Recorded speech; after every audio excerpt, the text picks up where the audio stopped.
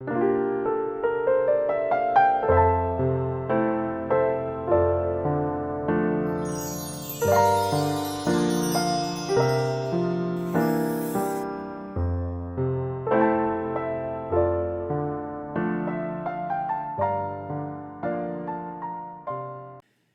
1장 1절에서 14절까지 말씀을 교독합니다.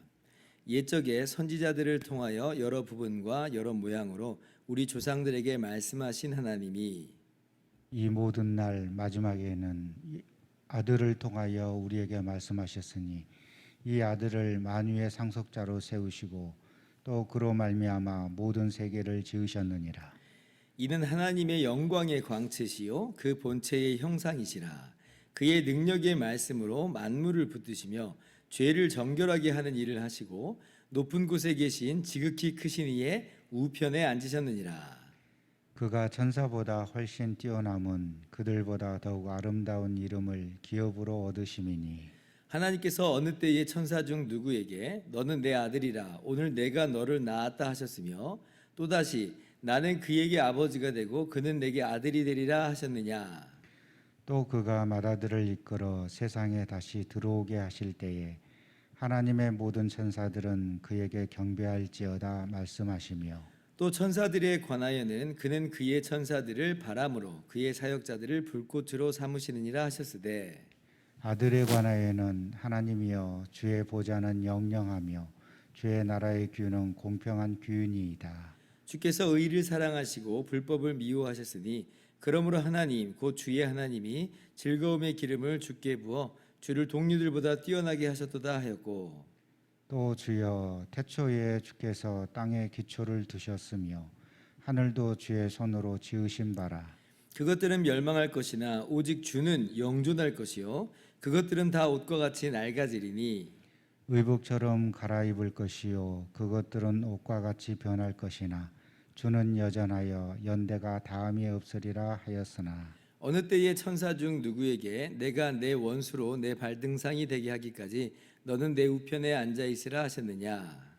모든 천사들은 섬기는 영으로서 구원받을 상속자들을 위하여 섬기라고 보내심이 아니냐. 아멘. 아멘. 할렐루야. 하나님의 크신 은혜와 평강이 오늘도 변함없이 여러분 가운데 가득 넘치기를 주님의 이름으로 축원합니다. 오늘부터 우리가 히브리서 말씀을 함께 나눌 텐데요. 제가 신약기름 성경 공부할 때도 이번에 히브리서를 잠깐 나눴는데 히브리서가 참 중요한 서신 중에 하나다 이렇게 말씀을 드렸죠.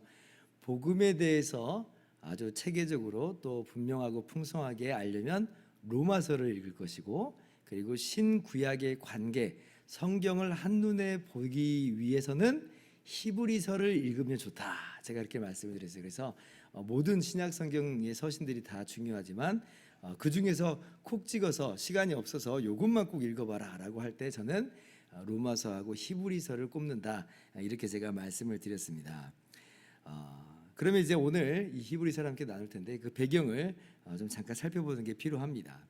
히브리서는 일반적으로 그 유대인들 중에 기독교인들, 유대인 기독교인들에 대해서 쓴 서신이다, 설교문이다 이렇게 간주가 됩니다. 그래서 구약 성경이 아주 많이 오늘도 보니까 구약 성경이 엄청 많이 인용이 돼 있죠.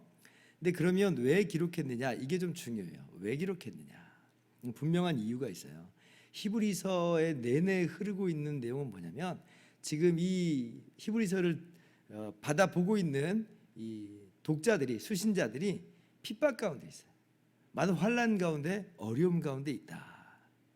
특별히 이제 그 유대인으로 말미암는 그런 미혹과 핍박이 회유가 지금 이 사람들 가운데 놓여져 있거든요. 그래서 이제 그러한 유대 기독교인들을 격려하려고 지금 이 히브리서를 쓴 겁니다. 우리가 다시 유대교로 돌아갈 필요가 없는 이유, 우리가 다시 유대교로 전향할 그런 이유가 없다라고 하는 걸 분명히 오늘 이 서신이 이야기를 해주고 있거든요. 당시 유대 기독교인들은 양쪽에서 공격을 받았습니다. 한쪽에서는 유대교에게 박해를 받았죠. 우리가 바울 사도의 그 사도행전에서의 모든 전도 사역을 볼 때에 바울 사도를 가장 많이 핍박했던 사람이 누구예요? 유대인들이거든요. 유대인들. 그러니까 기독교를 향해서 막 이단이다라고 말하고 그러면서 폄하하고 그렇게 깎아내리는, 심지어 물리적인 폭행도 가하는 이제 그런 모습들이 있었습니다. 그리고 이제 로마 제국의 박해도 이제 연이어서 일어나게 되죠. 그러니까 양쪽에서 다 지금 이 박해가 있는데, 근데 이제 유대교의 특전이 있었어요. 유대교는 어떤 특전이냐면 로마 제국 내에 이 합법적 종교였습니다. 그러니까 적어도 유대교라고 하면 로마 제국의 박해는 받지 않는 거예요. 그러니까 유대 기독교인들은 그것도 좀 약간 혹하게 되는 거예요. 그러니까 유대교인들이 니네들 잘못해서 유대교가 오라라고 이야기하는 것도 미혹의 대상인데, 근데 로마 제국의 박해 속에서 저 유대교는 지금 박해를 받지 않는 합법적인 종교인데 기독교는 박해를 받는단 말이에요. 그러니까 유대교로 다시 돌아갈까라고 하는 그런 미혹함이, 흔들림이 좀 있었던 것으로 보여요. 바로 그러한 유대 기독교인들의 신앙을 붙잡아 주려고 히브리서를 쓴 겁니다. 그래서 이 히브리서가 권면은 권면이지만 특별히 이제 신앙 생활에 대한 권면이라기보다는 이 구약 성경을 풀어가면서 유대교에 대한 강한 변증으로서 권면하는 거예요. 그러니까 기독교가 유대교의 실체다, 기독교가 유대교보다 우월하다라고 하는 것을 분명하게 이야기하면서 흔들리지 말라고 권유하는 거죠. 사람들이 안 그러면 유대교로 돌아가 버리기 쉽기 때문에 이제 그렇습니다. 그래서 히브리서는 조금 어려워요. 조금 어려운데 그런데 깊어요. 그래서 히브리서를 제대로 이해하면 신구약의 관계가 이제 비로소 우리 마음 가운데 들어와요. 우리가 지금까지는 신구약의 관계를 잘 설정을 못했거든요.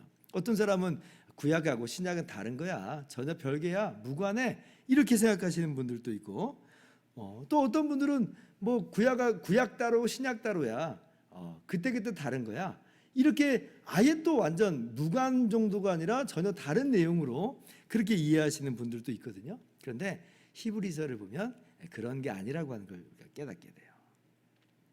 자, 그러면 우리가 이제 히브리서 말씀을 오늘 이제 구체적으로 한번 들어가 봅시다. 오늘 히브리서는 1장 1절 2절 이렇게 시작을 하고 있죠. 옛적의 선지자들을 통하여 여러 부분과 여러 모양으로 우리 조상들에게 말씀하신 하나님이 이 모든 날 마지막에는 아들을 통하여 우리에게 말씀하셨으니, 이 말씀 속에서 우리가 제일 먼저 기억해야 될 건 뭐냐면 말씀하신 분은 하나님이다라고 하는 거예요. 하나님이 말씀하셨어요. 이 말씀의 주체는 구약이나 신약이나 동일합니다. 구약에서도 하나님이 말씀하신 거고 신약에서도 하나님이 말씀하신 거예요. 그런데 이제 구약에서는 하나님이 옛날에 선지자들을 통해서 말씀하셨고 신약에는 아들을 통하여 말씀하셨다라고 하는 거지, 말씀하신 분은 동일하다라고 하는 겁니다. 여러분, 이 말이 갖고 있는 중요한 의미가 있죠. 뭐냐면 우리 기독교하고 구약 성경이 다른 내용이 아니라고 하는 거예요. 그러니까 유대교는 지금 구약 성경 붙잡고 우리가 정통이야 이러고 있는 거잖아요. 그러면 우리 신약 교회 기독교는 그럼 그런 구약하고 무관한 거냐라고 할 때 아니라는 겁니다. 구약과 우리 기독교는 사실은 같은 걸 이야기하고 있다는 거예요. 같은 걸 이야기하고 있다. 우리가 믿고 있는 바, 우리가 외치는 바, 그건 전혀 다른 바가 아니다. 뭐냐? 옛날에 하나님께서 선지자들에게 하시는 그 말씀 우리가 이어받은 거다라고 하는 거예요. 그러면 이제 유대교가 옳으냐 기독교가 옳으냐, 누가 더 구약 성경을 제대로 이해하고 받아들이고 있느냐, 요 내용으로 가는 거지, 우리가 마치 구약 성경은 이제 우리랑 무관해라고 하는 그런 내용은 아니라고 하는 겁니다. 우리는 구약을 하나님의 말씀으로 분명하게 받아들이고 구약과 지금 우리가 있는 바가 별개의 것이 아니라 사실상 동일하신 하나님의 한 말씀이다라고 하는 것을 우리가 분명하게 하고 있는 거죠. 자, 그런데 그 동일하신 하나님이 말씀하시는데 구약에는 선지자들을 통하여 말씀하셨다 그러고 신약은 아들을 통하여 말씀하셨다 그러죠. 그럼 이 말은 무슨 말이냐면, 그러면 지금 오늘날 우리가 아들을 통하여 받은 이 말씀이 구약에서 들은 그 하나님의 그 말씀의 실체라는 말이고, 그 구약의 하나님의 말씀을 분명하게 밝혀주는 그런 말씀이다라는 거예요. 더 쉽게 말을 하면 이 아들이야말로 아버지와 가장 가깝고 친밀한 존재잖아요. 근데 신하가 나와서 이러쿵저러쿵 왕이 이렇게 얘기하십니다 라고 얘기하는 거하고, 아들이 나와서 아버지가 이렇게 얘기합니다 라고 하는 거하고 어때요? 들려지는 그 무게감이 다르죠. 아들을 통하여 말씀하신 것이 더 분명한 거예요. 아들을 통하여 말씀하신 것이 더 또렷한 겁니다. 게다가 선지자들을 통해서는 어떻게 말씀하세요? 여러 부분과 여러 모양으로 말씀하시죠. 여러 부분과 여러 모양이라고 하니까 이게 막 더 풍성한 어떤 것을 말하고 있는 것인가 라고 할 때 그런 내용이 아니에요. 분량은 더 많지만 여러 부분 여러 모양이라고 하는 건, 이건 조각조각이라는 거예요. 부분이라고 하는 겁니다. 그러니까 실체를 설명을 해야 되는데 그 실체를 온전하게 제대로 설명을 못 하겠으니까 이렇게도 설명하고 저렇게도 설명하고 이렇게도 나타내고 저렇게도 나타내고 이렇게 나타내는 거예요. 그러니까 여러 부분과 여러 모양이에요. 부분적이고 간접적이고 한계가 있는 그러한 것이라고 하는 거예요. 그런데 아들을 통해서 말씀하실 때는 여러 부분과 여러 모양이 필요 없습니다. 그냥 아들이 말씀하시면 돼요. 왜 그래요? 이 아들은 어떤 분이에요? 이 아들은 하나님이시기 때문에 그렇습니다. 하나님의 아들이신 하나님이 하나님의 말씀을 하시는 것이기 때문에 이건 여러 부분과 여러 모양이 필요 없고 그냥 하나님이 말씀하신 그 자체인 거예요. 하나님 그 자체를 말씀하신 것이고 하나님 그 자체를 보여주는 것이라고 하는 거죠. 예수님이 하나님이시다라고 하는 것을 그래서 3절에 분명하게 이야기합니다. 이는 하나님의 영광의 광채시요 그의 본체의 형상이시라. 하나님의 영광의 광채다. 본체의 형상이다. 마치 도장을 찍으면 그대로 딱 찍히는 것과도 같은 그런 것을 생각해 보면 될 것 같아요. 이 아들이 곧 하나님이니까 아들의 말씀이 하나님의 말씀이고 아들이 보여주는 것이 하나님을 보여주는 거예요. 하나님의 아들이 이 땅에 오셔서 하나님을 보여주시는 겁니다. 요한복음 1장 1절 18절을 보면 이 내용이 분명하게 기록이 되어 있죠. 태초에 말씀이 계시니라. 이 말씀이 하나님과 함께 계셨으니 이 말씀이 곧 하나님이시니라. 예수님에 대해서 곧 하나님이시니라 그래요. 18절 본래 하나님을 본 사람이 없으되 아버지 품속에 있는 독생하신 하나님이 나타내셨느니라. 예수님이 오셨어요. 그래서 아버지를 보여주신 거예요. 그래서 요한복음 14장 보면 빌립이 아버지를 보여주셔서 할 때 예수님이 뭐라고 말씀하세요? 빌립아 네가 나와 함께 이렇게 오래 있는데 아직도 모르겠냐? 나를 본 자는 아버지를 보았거늘 어찌하여 아버지를 보이라 하느냐? 예수님을 보는 사람은 하나님 아버지를 보는 거고 예수님의 그 성품과 사역을 통해서 우리는 하나님이 어떤 분인지를 너무나 또렷하게 그 실체로서 분명하게 보게 되는 것입니다. 그러니까 여러 부분과 여러 모양이 필요 없는 거예요. 구약의 선지자들이 뭐 환상을 보고 어떤 무슨 뭐 꿈을 꾸고 뭐 기적을 행하고 이런 것들이 우리 눈에는 더 커 보이고 신비하게 보이기도 하지만 그래서 오늘날도 많은 사람들이 마치 그러한 신비한 체험을 더 우월하고 탁월한 것처럼 생각을 하지만 그렇지 않아요. 예수님을 보는 것으로 우리가 하나님을 뚜렷하게 보는 겁니다. 다른 것으로 보는 것은 부분적으로 보는 거고 여러 모양으로서 간신히 보는 것뿐이에요. 그러나 예수님을 통해서 볼 때는 그 모든 것을 뚜렷하게 본다. 그러니까 지금 우리가 유대교에서 말하는 그런 부분들로 다시 돌아갈 필요가 있겠느냐는 거예요. 4절 이하를 보면 남대없이 예수님이 천사보다 얼마나 뛰어나신 분인지를 설명을 하죠. 왜 그러는가? 왜 천사보다 뛰어나시다 이런 표현을 하는 건가? 라고 할 때 이유가 있어요. 사도행전 7장 53절을 보면 천사가 율법을 전해줬다 그래요. 갈라디아서 3장 19절도 그런즉 율법이 무엇이냐? 범법함으로 더하여진 것이라 천사들을 통하여 한 중보자의 손으로 베푸신 것인데 약속하신 자손이 오시기까지 있을 것이라. 히브리서 2장 2절도 보세요. 천사들을 통하여 하신 말씀이다 그러죠. 율법은 모세를 통해서 모세가 하나님께로부터 받았는데 그 가운데 천사가 개입한 거예요. 천사를 통하여 모세를 통해서 주신 것이 율법입니다. 그렇기 때문에 이 천사는 쉽게 말하면 그냥 율법하고 동의적 표현으로 히브리서가 지금 기록하고 있다는 걸 그렇게 생각하시면 되는 거예요. 그런데 예수님이 그 천사보다 뛰어나다는 건 뭐예요? 천사를 통해서 주신 그 율법의 말씀도 하나님 말씀이에요. 그러나 그것보다도 탁월하다는 거죠. 그것보다도 탁월하다. 사람들이 천사하면 껍벅 죽어요. 천사들이 준 율법 하면 정말 그러니까 그게 진짜 가장 빛나는 하나님 말씀이라 생각하지만 그러나 그렇지 않다. 예수님은 하나님이시다. 하나님이신 예수님의 말씀이 더 우월하다. 더 빛난다 말씀하시는 거예요. 그래도 그렇게 여러분 율법, 구약의 율법이 분명 하나님 말씀이고 하나님의 성품을 보여주는 거지만 그 율법이 그러면 우리로 하여금 구원을 이루어낼 수 있느냐? 그 천사가 그렇게 우리를 구원으로 이룰 수 있느냐? 그럴 수 없죠. 율법은 죄를 깨닫게밖에 못합니다.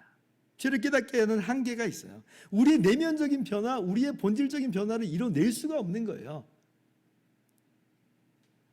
그래서 이제 하나님께서 율법을 주실 때 그 율법과 더불어서 율법 안에 제사 제도와 절기를 주시죠. 그게 뭐냐면 예수님의 십자가 희생을 미리 보여주는 그림자로 주신 거예요. 그래서 구약의 백성들이 그 율법과 그 율법 안에 있는 제사를 통해서 죄 용서를 받고 구원을 받는다. 즉 예수님을 보여주는 그림자를 가지고 예수님의 십자가 효력을 받는 거거든요. 율법이 바로 그 정도인데, 그런데 예수님은 어떤 분이세요? 율법이 할 수 없는 걸 하시잖아요. 율법은 정죄밖에 못하는데 예수님은 우리의 죄를 위해서 대신 십자가에서 죽으시고 우리의 모든 죄를 다 도말하셨어요.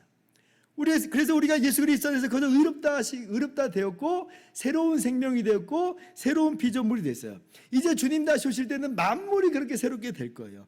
예수님께서 이 땅에 메시아로 오셔서 그 모든 것을 다 이루셨다. 그러니까 구약 율법의 성취고 구약 율법의 완성이고 실체이신 거죠. 그러니까 천사가 할 수 없는 거를 주님이 하신 거예요. 천사는 모든 이름 위에 뛰어난 이름을 얻을 수 없어요. 그러나 이 땅에 우리를 위해서 죽으시고 부활하신 예수님은 이 모든 것을 완성하셨기 때문에 모든 이름 위에 뛰어난 이름을 받으시죠. 그러니 얼마나 천사보다 탁월해요. 그렇기 때문에 마치 천사 오 하고 천사가 준 율법 오 하고 따라가는 그 유대교로 돌아갈 필요는 전혀 없는 것이다. 오히려 그것은 그림자였구나. 오히려 예수님의 실체였구나. 그러면 오늘날 우리가 무엇을 따라가야 되겠어요? 어떤 꿈, 환상, 어떤 기적 이런 것들이 진짜 더 우월하고 탁월한 것으로 생각하면 안 되고요. 다시 한번 1절 보세요. 2절 보세요. 이 모든 날 마지막에는 아들을 통하여 말씀하셨다. 마지막으로 아들을 통해서 말씀하셨어요. 그러면 우리가 오히려 지금 이 시간에 집중해야 될 건 뭐냐면 실체에 집중해야죠. 마지막에 완성과 정점으로 주신 그 말씀에 집중해야 되는 거예요. 뭐예요? 예수님을 바라봐야 돼요. 예수님을 기억해야 돼요. 예수님을 보는 것으로 하나님을 만나야 됩니다. 그것이 바로 우리의 바람직한 신앙생활이에요. 그리고 그렇게 예수님을 통해서 하나님을 만날 때에 하나님과 깊은 인격적인 만남이 그 가운데 있게 되고 하나님으로 말미암는 진정한 만족과 안식이 우리 가운데 주어지는 거예요. 얼마나 복된 삶인지 몰라요. 얼마나 기쁜 삶인지 몰라요. 그러므로 오늘 이 모든 날 마지막 날에 아들을 통하여 말씀하셨다라고 하시는 이 말씀을 기억하면서 아들에게 집중합시다. 예수님을 바라보고 예수님을 기억하면서 그렇게 예수님 안에서의 신앙생활을 할 수 있는 저와 여러분 모두 되기를 주님의 이름으로 축원합니다. 기도하겠습니다.